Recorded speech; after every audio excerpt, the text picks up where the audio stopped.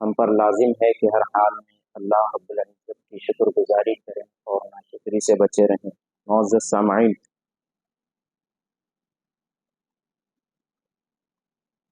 میں نے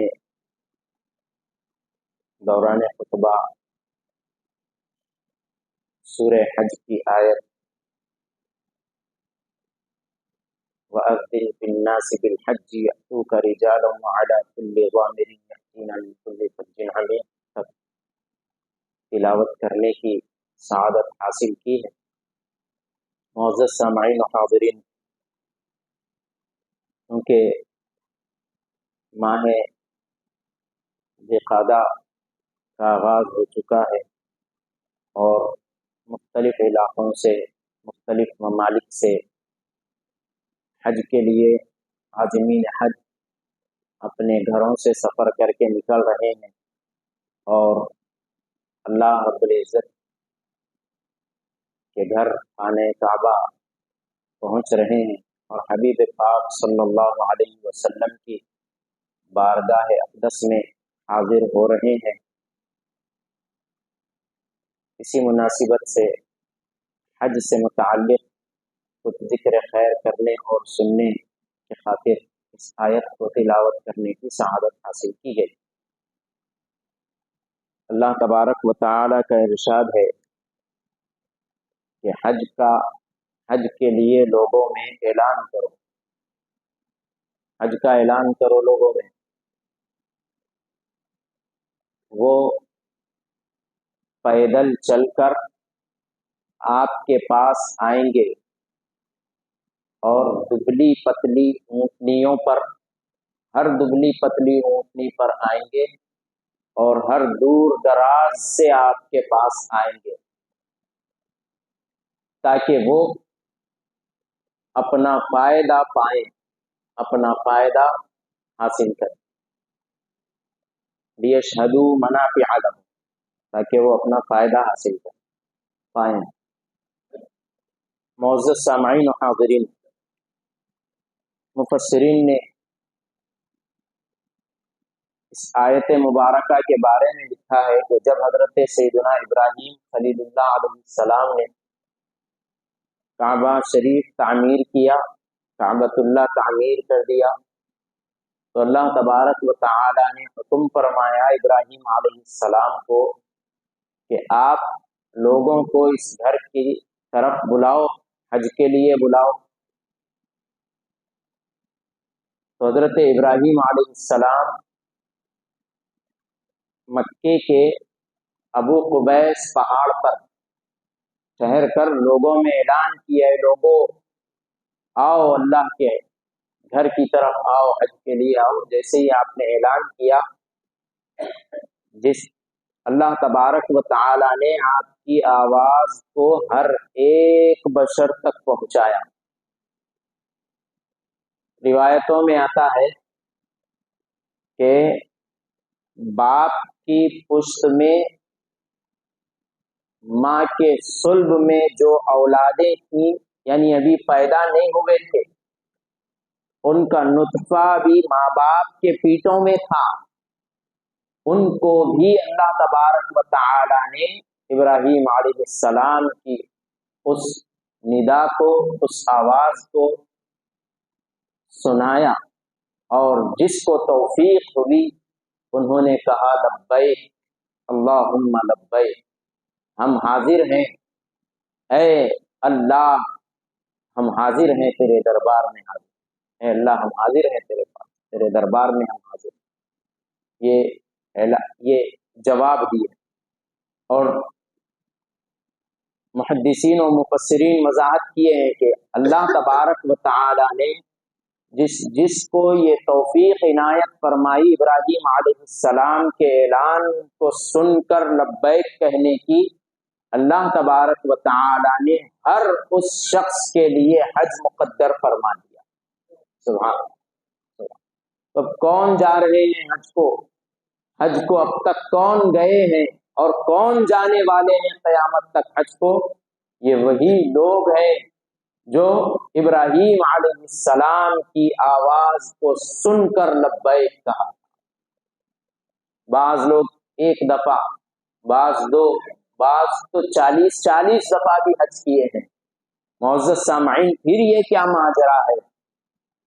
علماء کرام بیان فرمائے ہیں کہ ابراہیم علیہ السلام کی آواز پر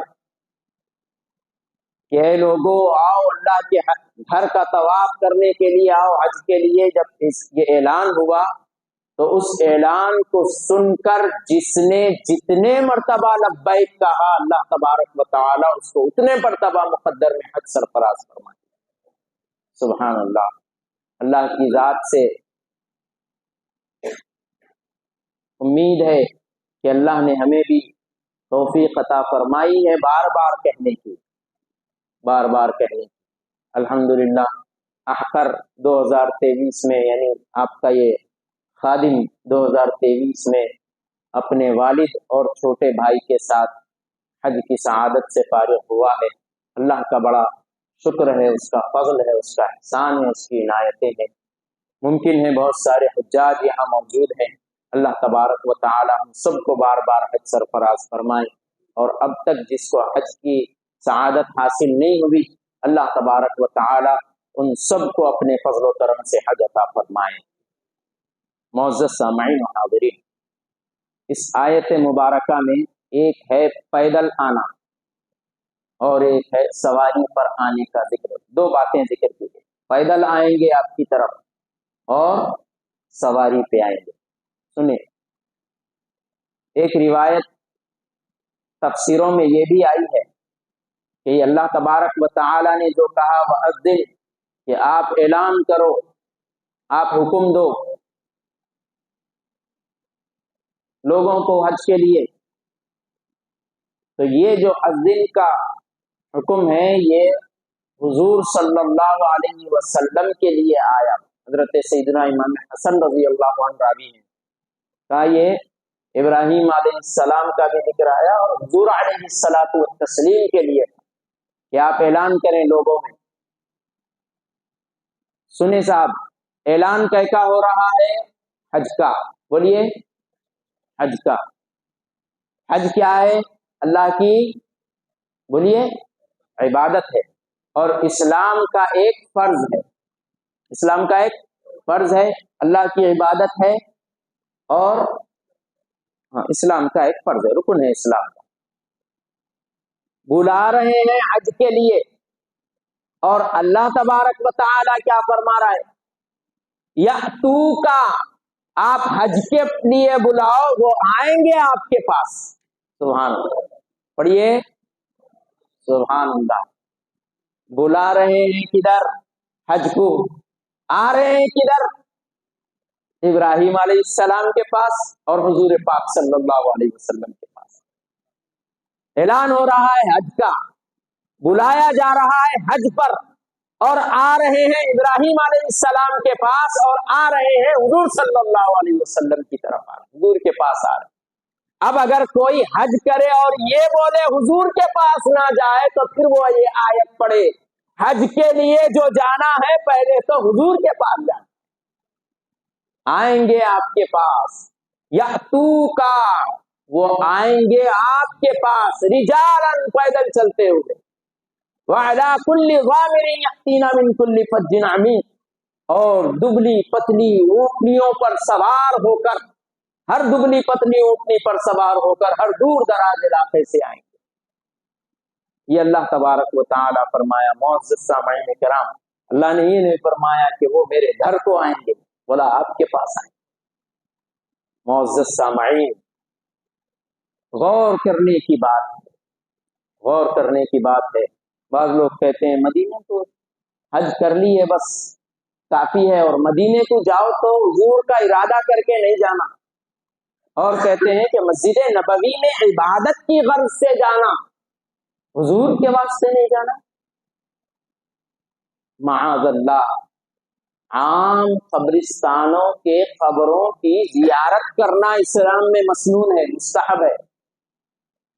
حضور فرمائے نہیتکم عن زیارت القبور فزورها، میں تمہیں قبروں کی زیارت سے منع کیا تھا، اب اجازت دیتا ہوں تم قبروں کی زیارت کرو۔ اب حدیث شریف کے حکم کے مطابق تو زندگی میں ایک مرتبہ تو کم سے کم قبروں کی زیارت کرنا واجب ہے، واجب۔ حدیث سے حکم ملا تو واجب، قرآن سے حکم ملا تو فرض معزز، اور حضور علیہ الصلوۃ والتسلیم کی ادا ہے، حضور نے اگر ادا کیا ہے وہ کام تو وہ امت کے لیے سنت۔ تو قبروں کی زیارت کرنے کا حضور نے حکم بھی فرمایا، خود حضور صلی اللہ علیہ وسلم نے اپنی حیات، ظاہری حیات مبارکہ میں قبروں کی زیارت بھی فرمائی، تو حکم کے مطابق تو واجب قرار پایا، اور حضور کی ادا سے ثابت ہے تو پھر سنت بھی ہے۔ معزز سامعین کرام، پھر تو حضور صلی اللہ علیہ وسلم کے بارگاہ اقدس میں حاضر ہونا یہ بڑی سعادت کی بات ہے۔ معزز سامعین کرام، تو پیدل چلنے والوں اور سواری پر سوار کرنے والوں کے لیے کیا ثواب؟ حدیث شریف میں آیا، حضرت عبداللہ ابن عباس رضی اللہ عنہما روایت کرتے ہیں کہ حضور صلی اللہ علیہ وسلم نے ارشاد فرمایا، اگر کوئی مکہ شہر سے پیدل حج کے لیے نکلے اور حج مکمل کر کے پیدل مکہ واپس آئے، اب بولیں گے بھائی ہم تو ہندوستان کے ہیں، ہاں پھر ہم یہاں سے نکلیں گے وہ پیدل، بولے تو نہیں، مکے سے حج کے لیے پیدل نکلنے کا مطلب ہو گیا صاحب مکہ شہر میں پہنچ گئے، اب مکے سے ارکان حج ادا کرنے کے لیے روانہ ہو گئے، پیدل والوں کے پیدل مکے سے نکلے حج ادا کرنے کے لیے، مطلب ارکان ادا کرنے کے لیے، مینا، عرفات، مزدلفہ، پھر واپس مینا، کنکریاں مارنے، سب پیدل پیدل پیدل کے بارے میں حضور فرمائے کہ ایسے حاجی کو اللہ تبارک و تعالی ہر قدم کے بدلے 7 نیکیاں حرم کی لکھتا ہے، عنایت فرماتا ہے، 7 نیکیاں حرم کی لکھتا ہے۔ تو صحابہ کرام پوچھے، یا رسول اللہ صلی اللہ علیہ وسلم حرم کی نیکیاں کیا ہے؟ تو حضور صلی اللہ علیہ وسلم ارشاد فرمائے، حرم کی ایک نیکی 1,00,000 نیکیوں کے برابر ہے۔ سبحان اللہ، سبحان اللہ۔ اگر کوئی مکہ پہنچے، مکے سے پیدل نکلے کہاں؟ مینا کے لیے، وہاں سے پھر مینا سے پیدل نکلے عرفات کے لیے، وہاں سے پھر پیدل نکلے مزدلفہ کے لیے، پھر وہاں سے پیدل آئے عرفات کے لیے، وہاں سے پیدل آئے مینا کو جمرات کے لیے کنکریاں مارنے، پھر وہاں سے پیدل اپنے خیمے کو آئے مینا کے، پھر اور مزید 2 دن کنکریاں پیدل جائے اور پیدل کنکریاں مار کے پھر واپس آئے، پھر واپس کعبے کو آئے، طواف زیارت کرے وغیرہ جو تمام ارکان ہیں وہ پیدل کرے، تو حضور فرمائے کہ ہر قدم پر 7 نیکیاں حرم کی۔ حرم کی کیا نیکی صاحب؟ ہر نیکی 1,00,000 نیکیوں کے برابر، تو ہر قدم پر 7,00,000 نیکیاں، سبحان، ہر قدم پر 7,00,000 نیکیاں پیدل حج کرنے والوں کے لیے، وہاں مکے سے وہاں پیدل حج کرنے والا۔ معزز سامعین، اور ایک روایت میں ہے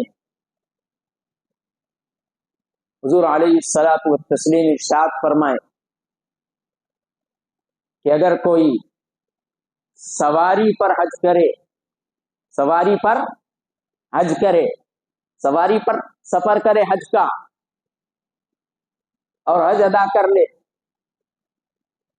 تو سواری کے ہر قدم پر 700 نیکیاں اللہ عطا فرمائے، سواری کے ہر قدم پر 700 نیکیاں، اور فرمائے اگر وہی حج کوئی پیدل کرے تو ہر قدم پر 700 نیکیاں حرم کی اللہ عطا فرمائے گا، سبحان اللہ، 700 نیکیاں حرم کی، 1,00,000 نیکیاں، ایک نیکی حرم کی 1,00,000 نیکیوں کے برابر۔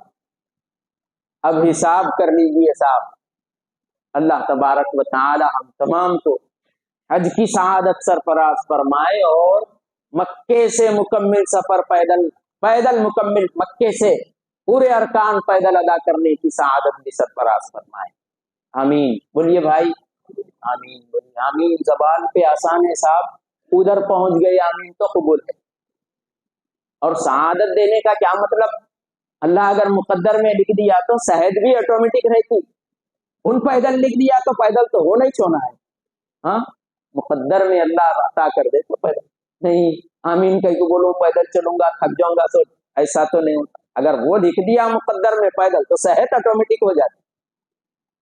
معزز سامعین حاضرین، یہ ہے حج کرنے والوں کے بارے میں ایک روایت حضرت شیخ الاسلام عارف باللہ حافظ شاہ محمد انوار اللہ فاروقی چشتی قادری بانی جامعہ نظامیہ علیہ رحمت و رضوان نے مقاصد الاسلام میں تحریر فرمائی ہے کہ اللہ تبارک و تعالی ایک حاجی کو 400 گناہگاروں کی شفاعت کا اختیار عطا فرمائے گا محشر، 400 کی شفاعت میدان محشر میں، عام بات نہیں ہے صاحب، 400 کی شفاعت، 400 گناہگاروں کی شفاعت کرنا یہ عام رتبے والوں کے لیے نہیں ہے، خاص رتبہ۔